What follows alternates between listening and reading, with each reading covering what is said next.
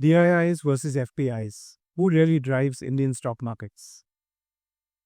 Every time there's a steep market correction, you read a headline which says Nifty dragged down by aggressive FPI selling.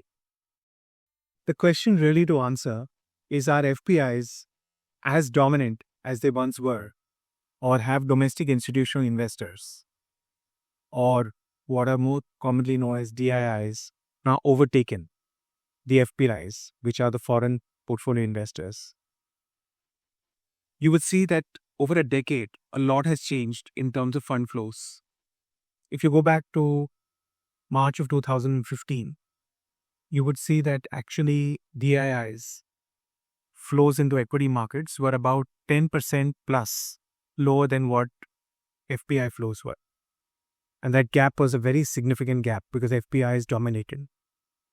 In just a decade, there has been a staggering shift, with this gap now reducing to just about 0.33% as of end of 2024. A lot of this has been driven by renewed interest in mutual funds and SIPs through a plethora of digital platforms that have overtaken India.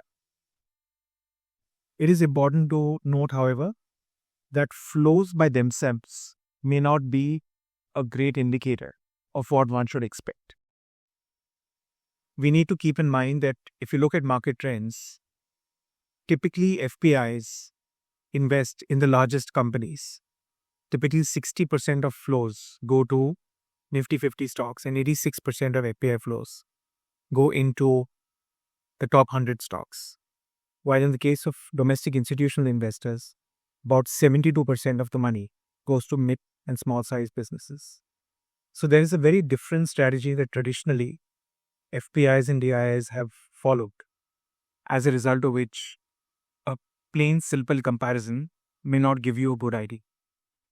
While it is very, very exciting to think about how these flows and trends are changing, we need to remember that trailing returns do have a big impact on how FPIs actually think and how DIIs also think. And you would find that as returns become lower, and especially for DIIs, when the returns in the past start to look like FD sort of returns, there could be a tendency for some of this money, which was thought to be long-term, to suddenly behave differently. Ultimately, your key to success is going to come from looking at earnings of businesses as well as valuations. Because from a longer-term perspective, earnings and valuations matter much more than directional flows and how much of money is coming in from domestic investors versus foreign portfolio investors. Disclaimers.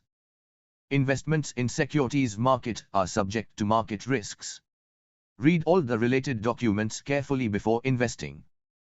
Registration granted by SEBI, membership of BUSL and certification from National Institute of Securities Markets, NISM, in no way guarantee performance of the intermediary or provide any assurance of returns to investors. The information is only for consumption by the client and such material should not be redistributed.